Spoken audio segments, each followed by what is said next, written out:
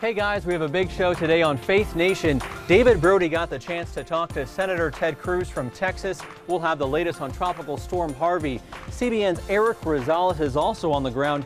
I believe we have a report from him coming up too. Also, North Korea just launched a missile over Japan. So the big question is, what is President Trump's response? I'll have that answer live from the White House. In the meantime, Faith Nation starts now.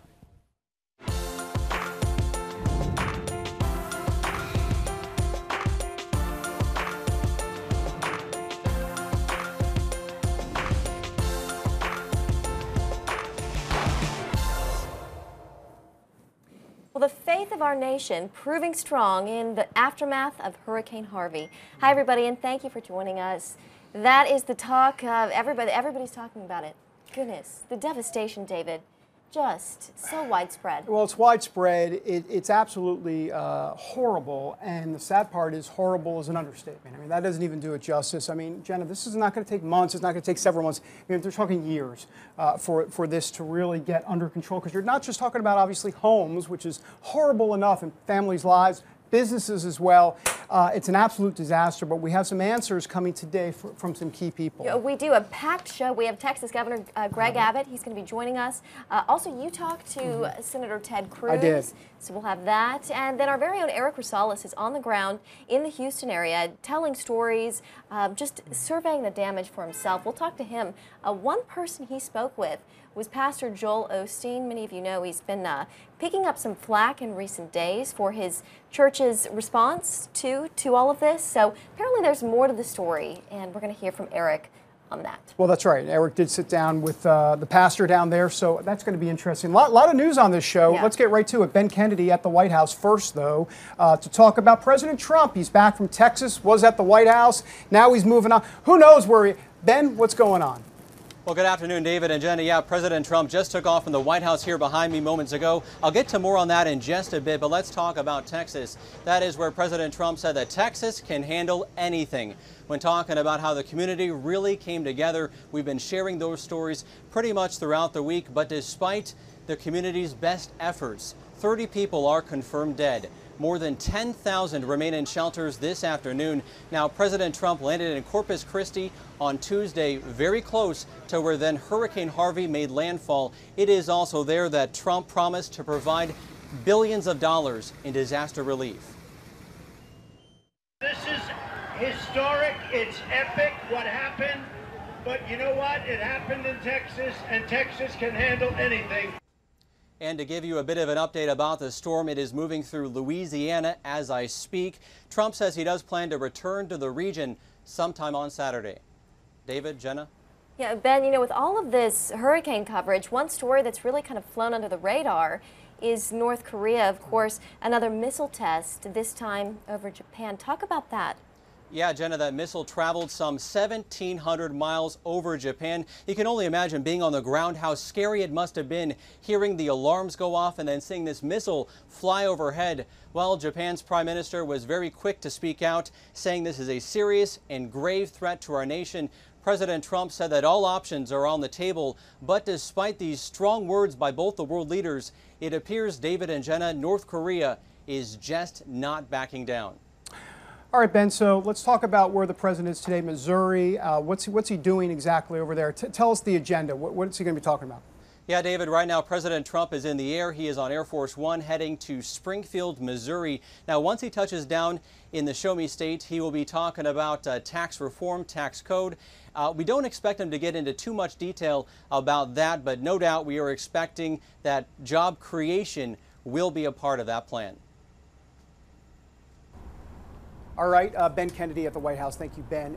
Let's now turn to the aftermath of Hurricane Harvey, of course, and joining us now, the governor of Texas, Greg Abbott from Austin. Governor, thanks for being here on Faith Nation. Really appreciate it. Give us an update. Of course, David. Thank you. Governor, give us an update. What's the latest on the ground there?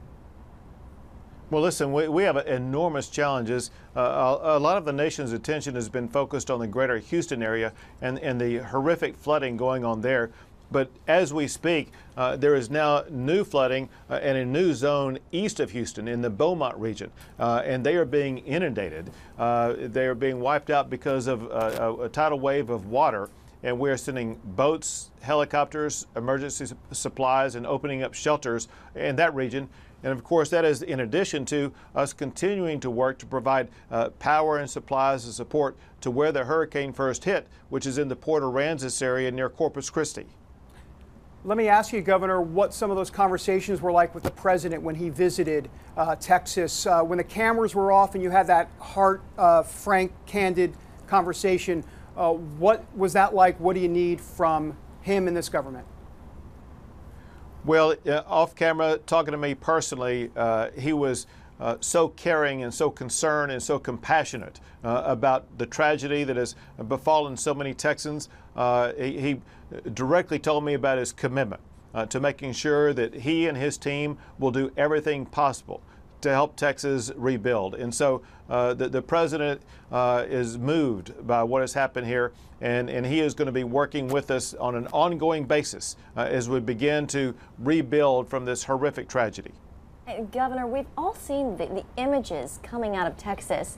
What is the timetable to get people out of the shelters and into temporary housing? Right. You know, this is such an important point. This is one of the many lessons that we've learned from Katrina.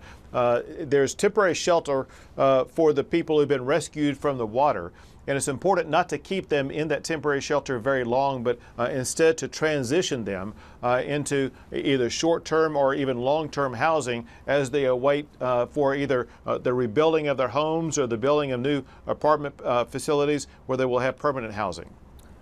Let me ask you, Governor, about flood insurance. For all the folks down in Texas who don't have flood insurance, how is that going to work exactly? Are they out of luck at this point? What can the state of Texas do? What's the recourse here?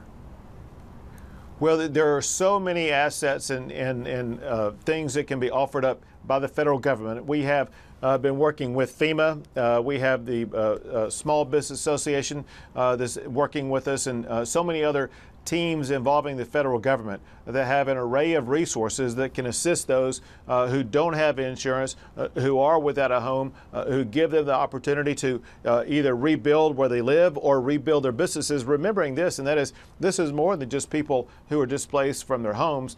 These are thousands upon thousands of businesses that now face financial challenges. And the good news is we've had a lot of deep conversations with federal officials, including FEMA, to make sure that the resources will be available to help these folks be able to rebuild. In the midst of all of this devastation, how is Texas setting an example of unity? Well, this is what Americans have seen on TV is the way Texans are. And that is, Texans always unite in support of each other, and we especially unite at times of tragedy. And what people have, across the world have witnessed is the way Texans help Texans. We, of course, have had a lot of state, local, and even national guard and rescue members helping out. But you've seen our fellow Texans get their boats out and rescue others. I can't even tell you the number of lives that have been saved simply by neighbors helping neighbors. What's the answer? And I know it's sometimes it's not easy. What's the answer in terms of where is God in the midst of all of this? What's the hope for folks? What can you tell folks just from that standpoint? Because a lot of people are looking and wondering what in the world just happened. Well, and as you know, I've experienced this personally, where almost 30 years ago, my life changed when a tree crashed down on my back and left me permanently paralyzed and never able to walk again. And so there are tragedies that occur, and what I learned is that our lives are not determined by the ways that we're challenged, and instead by how we respond to those challenges. And when we respond with a commitment to our faith, trusting in God, that God will provide us a better pathway forward, we know that we can wake up every day trying to pursue the will of God. When we do that, you see things like what's happening in Houston and across Texas, and that is people helping people, which is exactly God's design. And every time we have faced a tragedy, we have overcome that tragedy and become even better, and that's exactly what I think will happen here. Governor, finally, what can people do who are watching? What can they do to help you guys there? There is so much that can be done. First and foremost, I ask for your prayers. I know the power of prayer, and your prayers matter so much to us. So please keep us first and foremost in your prayers. Second, there are some specific needs in the short term. If there are churches or faith-based organizations or anybody who can open up a shelter where people can be temporarily housed for the next 1 or 2 or 3 or 4 weeks, that would be a tremendous help. In addition to that, providing resources to those who are at evacuation centers. Water, food, clothing, towels, diapers, baby formula, things like that are so very helpful. If you are unable to get involved at that level, of course, there are so many organizations that you can donate to. As you all know, there's Samaritan's Purse, there's the Salvation Army, there's the Red Cross. All of these organizations, as well as so many more, are ways that people across the United States and people across the world can get involved and assist. Governor, you mentioned churches real quick. I'd be remiss if I didn't ask you. Joel Osteen is taking a lot of hits right down there in Houston. I know he's responded to that. Oh, have you talked to him at all? It seems like the critics are out to get him on this. What's your sense? Listen, it seems like there was mixed information about it. He has opened up his church. There are full supplies, and he's assisting in every way possible. He had to deal with some, as I understand it, some flooding in his own church. Because listen, all of Houston was inundated, including his church, and he needed to ensure the safety of it. But his doors are open, and he is helping others, as well as other churches across the entire greater Houston area, as well as across the entire huge swath of Texas that has been impacted by this horrific storm. Governor Greg Abbott for us in Austin, thank you so much for joining us. And Governor, our prayers and our thoughts are with you. Thank you so much. God bless you all. Thanks, Governor. Now, great to speak with the governor. Yeah, for sure. Total chaos down there. Yeah, but he's handling it. He's handling it. And a lot of you, we're getting so many nice comments from all of you. A lot of people praying for Texas, praying for Louisiana as well. The storm, of course, not quite over. You know, it's moved on to Louisiana now. Parts of the southwest part of that state getting hit very hard. Towns like Lake Charles. So, you know, be keeping them in your prayers as well. I would also say real quick, Jenna, you know, a lot of emphasis has been on Houston, but let's remember Victoria got hit. I mean, they got slammed, obviously, and there's so many other places around Texas. So this really is 28 million people in Texas, and my goodness, I'll tell you what, though, don't mess with Texas. Don't mess with Texas. No, that's the New York Post cover this morning, and aptly said. Aptly said. Well, John Fischler, he writes, it will take a long time to rebuild, but they are great people. We owe it to them. Prayers for Texas. John, thank you for commenting. Also, we have, you know, people from all over the world. Finland weighing in, the Philippines weighing in as well. So everybody, please keep commenting. We love hearing from you, where you're from. Please keep commenting below, and we'll maybe give you a shout out. Yeah, hey, look, the governor mentioned Joel Osteen at the end. We asked him about it. Of course, if you're not kind of up to speed with this, he came under some flack in Houston because of the Lakewood Church that he didn't open right away, and they said there were some flooding issues there. Anyhow, it's now open. It's a distribution center there. I don't believe they're housing anybody specifically, but it is open. They're helping folks there. Eric Rosales, who is down there, our CBN reporter, Eric Rosales, has been in Houston he's been in Texas for, almost a week or so, spoke with Joel Osteen down there to talk about this and obviously what's going on there in Houston. So here's Eric. And here at Lakewood Church, about 300 evacuees are currently being housed, and you can see behind me the amount of support from Houstonians all over that are bringing supplies here at Lakewood Church. And we're joined with Pastor Osteen. Pastor, thank you so much for joining us. Hey, great to be with you. Talk to us a little bit about the criticism. Let's set the record straight. Well, the church has always been open. We received evacuees just early on. Some of them wanted to go to a larger shelter that was set up, but the notion that we were going to turn people away is not not true. The first couple of days, the church was inaccessible or not safe. There's, it looks like it's on this big hill, but right behind me, this building is flooded before when the Rockets had it to play basketball back in 2001. So we had to be very cautious there. But once we got it up and running, the other shelter filled up, and now we're receiving people and just, making a difference in our community. I mean, you're here for the long haul. Yeah. I mean, you want to see Houston rebuilt. That's exactly right. It's, this is, a week or two, these people that are sheltered will be moved on, but the next 5 years we'll have teams working in the community. We're still helping people from Katrina. And so, that's what it's all about, and I love too that, I get to talk a lot, but this is getting to show the community what Lakewood is all about. And so today thousands of volunteers will come out and bring all these supplies, and we'll take them to the different shelters here in town. It's just amazing, the generosity and the support that Lakewood has in this community. It really is. I've been blessed to be here. My parents started it almost 60 years ago and helping people, and it's grown into this. And now just to see the people come out, even sometimes these difficult times, it brings out the best in people. They put down all the divisiveness that's going on in the society and say, hey, let's go help somebody. Well, from all of us at CBN News, our prayers continue for Lakewood Church and the entire Houston area. Well, we appreciate you guys. Thank you so much, Pastor. Again, about 300 people are currently housed here at Lakewood Church. We do have a break in the clouds, so that is definitely good news. It's bringing hope to the people here and the hope of God as well.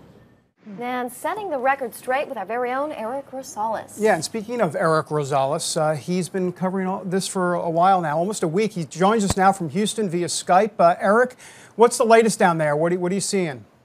Well, I tell you what, David and Jenna, it's actually good news for today. This is the first day in about 5 days since we've seen the sky, and it's blue, and there are lots of clouds, but you can see little patches of blue coming through, and that's definitely good news to help dry up this city. Although we do want to emphasize that it's going to take months. It's going to take months before these neighborhoods that are completely flooded to be able to have the water recede and go down, because the devastation out here is just so incredible. It's so massive. I mean, we're seeing a number of people who lost everything. Talked to a number of people who. Some people don't even know where other family members are, so they're in the process of trying to find them. We went to many local shelters, and hearing the stories of these people, it just breaks your heart. And spending a lot of time here in Texas myself throughout my career in Corpus Christi and Victoria, Texas, and those are areas that were definitely hard hit. Yeah, it hits close to home. Eric, what is the toll that this has all taken on you being there? Well, I tell you what, with God's strength, that's all we can do is just keep going. We continue to pray with the number of people here. We're working with Operation Blessing as well. We're going to go talk with them. They're just south of Houston. We're going to talk with them about what operations they're doing. They're handing out food. They're handing out blankets to people out here. And the toll on us is secondary, because I tell you what, when you see the devastation and the people who still have faith, who still believe God is good. When you see them and you hear their stories and what they've been through, and they still have their faith, and you sit there and you pray with them and you let them know that God is going to take care of them, they need that. They need that spirit to be able to keep going, and they need the Holy Spirit to just come over entirely, the entire state of Texas, because these people are hurting here. These people are definitely hurting. Eric, one last question for you. From a tactical standpoint, how did you get into downtown Houston? Because we see these shots of I-10 and it's flooded, and I know I-10 is the main interstate coming in. So what did you have to do? Back roads? And if it's back roads, aren't some of those flooded? I mean, was it an interesting path to get in? Well, I tell you what, David, it was only through God's help that we actually got into the downtown area. When we came in, it was when the tropical storm was just coming down, sheets of rain, and we literally drove through a number of roads that our car was starting to move left and right with the current, and wow. We ended up getting down here. Most of the freeway system was completely shut down. It was underwater, and we were able to make it in here only by God's help. I tell you what. CBN's Eric Rosales on the ground in Houston. Eric, thank you so much. Stay safe out there. All right. God bless you guys. Thank you. Great reporting from Eric.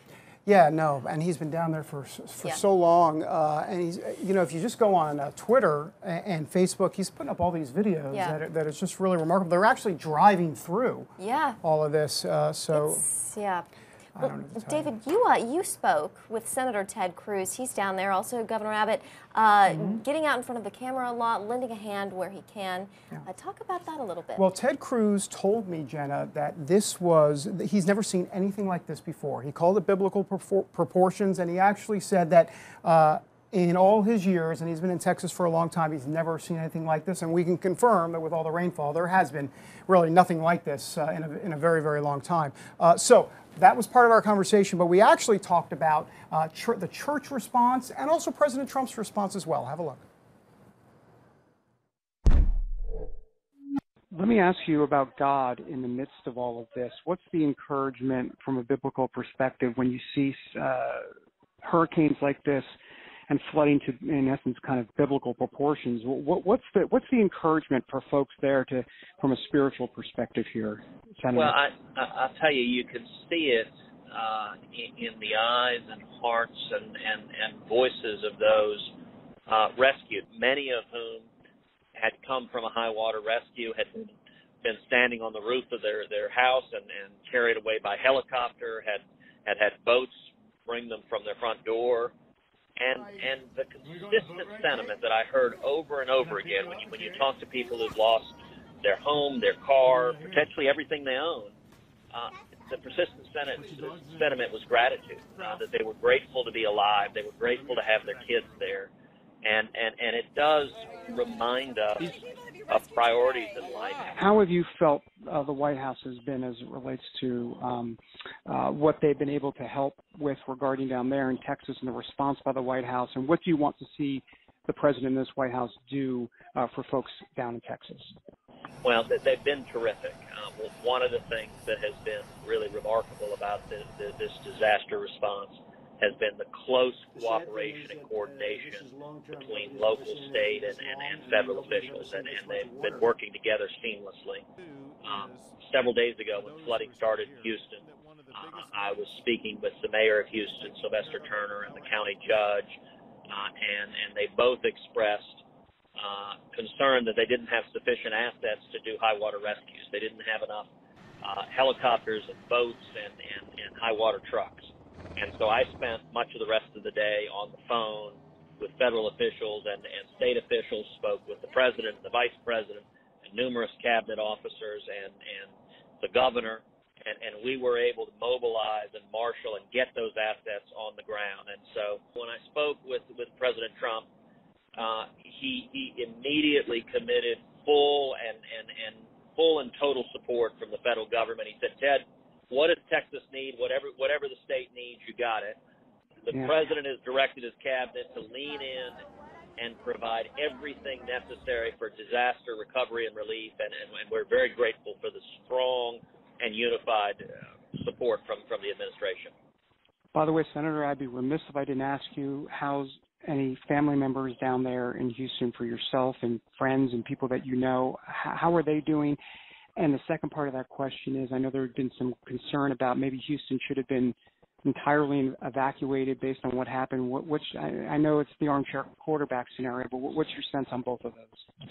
Well, thank you for asking. Personally, we're fine. Our family is fine. We had water come up into our front lawn, but it didn't come into the house, so we don't have flood damage ourselves. So there will be plenty of time after this disaster has ended to look back in hindsight and assess what decisions were made well and what could have been made better. Right now, the principal focus is on the preservation of life, on getting people out of harm's way. It's still raining in Houston. The floodwaters are still rising, and all of the resources are focused on saving lives. And then we'll have time to assess. There was a lot of preparation that was put in that bore fruit, but we could certainly have a positive discussion about if there were steps that could have been taken that could have been better. Senator, so grateful for your time. I know it went over. I really appreciate it, sir. Really, I'm praying for you and all of you down there. So, Ted Cruz with me on the phone. You know what, one thing I've thought about through all of this, and we saw this in 9/11 as well, when tragedy strikes, what do people do? Many folks get on their knees and pray. Folks that might not normally pray. Folks that might not normally go into a church. On September 11th, we saw that. They flooded in, sorry, bad word to use, but they came into church. They went into church, and indeed, I think we're seeing some of that here as well, and I'm sure there'll be more stories of that in the coming days and months. Yeah, so. it's always just so nice to see people coming together, especially, you know, this last month there has been so much, you know, just division in our country. Vitriol. So is it with all of this that's happening down in Texas, it's just so sad to see. But if there is a silver lining, it's that people are coming together. Well, I also want to say, I mean, the last time I checked, if you're drowning and your house is underwater and you see someone trying to rescue you, the first thing you're saying is, wait, did you vote for Trump? I don't want your help. Right. You know, or, oh, you didn't vote for, so Democrat, Republican, black, white, doesn't matter. The bottom line is we're all Americans, and it's just really nice to see the state of Texas coming together, and they got a lot of work ahead of them, though. Like you said, don't mess with Texas. Don't mess with Texas. Don't mess with Texas.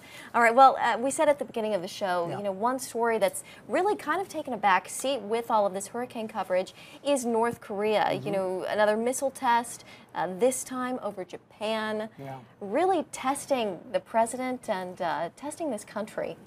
Yeah, and this just came in, actually. North Korean state media warning now that that launch of a missile over Japan was a prelude to more military options at Guam. So now here we go again with Guam. And, you know, boy, if they decide to launch a missile at Guam, well, let me not say anything, because I think President Trump and this administration may have a few things to say and do if that were the case. So anyhow, but Kellyanne Conway, senior advisor to the president, spoke to CBN News just the other day about North Korea. Here is some of that.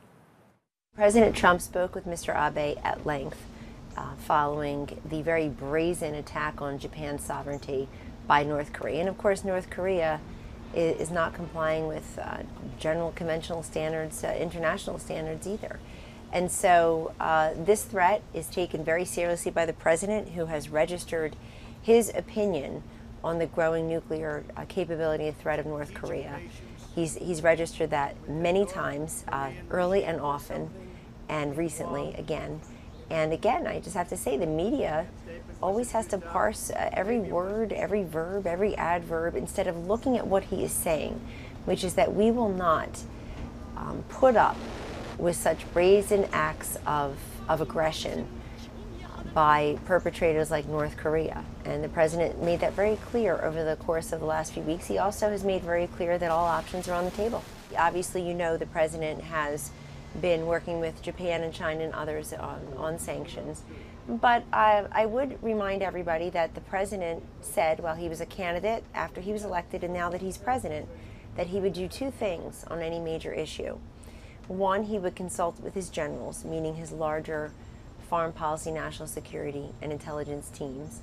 And number two, he would never tip his hand. He would never broadcast to the world what the United States of America is going to do next. And frankly, he has said many times, sir, that he doesn't understand why past presidents have done that. And so if you look at something like his Afghanistan policy that was announced a week ago at Fort Myer in front of a couple thousand troops, that's exactly what he had done. He had consulted with his generals, and he did not broadcast ahead of time what we're going to do next, which I think is incredibly important for a confident and sure-footed president and commander-in-chief. Same thing with North Korea. Then Kellyanne Conway on North Korea. Well, we have some people weighing in, some of our Facebook fans out there. Let's see, Cynthia Adams. She writes, they, as in Japan, are our ally. We must do something. And, you know, I think that's a sense that a lot of people have. We have to protect our friends. We do, clearly, and President Trump knows that. He also knows that North Korea was the biggest test coming in, the biggest crisis, and here we are, and just get ready. I hate to say it, but something's coming. It's coming. I don't know when, but it's coming. Well, another test, of course, this disaster. This is a big test for the president and how we respond. So with that, David, I have to ask you for your Jenna. Brody file takeaway. Well, Jenna, I'm so glad you asked. Thank you so much. Look, we haven't talked about the media much at all, right? And so let's talk about the media, shall we? The media and this coverage of Hurricane Harvey, and specifically the president. Jenna Johnson in the Washington Post today, let me read it to you. Here's the headline. Washington Post, I know, liberal alert. Here's the headline. Even in visiting ravaged Texas, Trump keeps the focus on himself. Folks, that's not analysis. That's not an opinion piece. That's the Washington Post beat reporter with that headline. Now, I know they have a headline team and all that. Here's the point. Give me a break. I mean, Donald Trump, yes, did he say, wow, look at the crowd out here? And did he say a couple? Yeah, he did. But you know what? 92% of what he said were about the people and about that they're working on it. They're trying to make people's lives better. And yet that's the headline. And that's why folks don't trust the mainstream media, Jenna. That is the Brody file takeaway. And I didn't even get to the stiletto heels with Melania Trump. But I don't even want to go there because that is another bunch of ridiculous. It's Trump's fault for everything. That's what some like to think. That's what some like to think. Some like to think that. Anyhow, but boy, we got to pray. I feel like we're going to get a few comments for that one. Yeah. That was heated. You got heated in the takeaway today. I did. I'm literally heated. I'm sweating. It's warm. It's warm on this set. Yeah. All right. Well, we don't want to take away from the seriousness of this hurricane. And of course, as you know, they can use as much help down there as they can possibly get. One organization that does just some amazing work is Operation Blessing. It's actually run by CBN News. So if you'd like to give to them, I think we have the address up there on the screen. Great organization to give to, and every little bit helps. Well, we really want you to do that. I mean, we put it up on the lower third there. I call it lower third. They're at the bottom of the screen. Sorry, television term. But really, if you can go there, that's the way to help. Look, you don't even have to get off the couch to help. You can just click a button and boom, you can help. And we all need to do it. We all need to do it. We all need to do it. All right. All right. Well, that does it for us this Wednesday. We're working on some big interviews for next week. And we're always doing that. Oh, we might have, we got something, I don't know, it's percolating. In the works. In the works. All right. Well, thank you so much for sticking with us today. And we will see you right back here next time. See you, folks.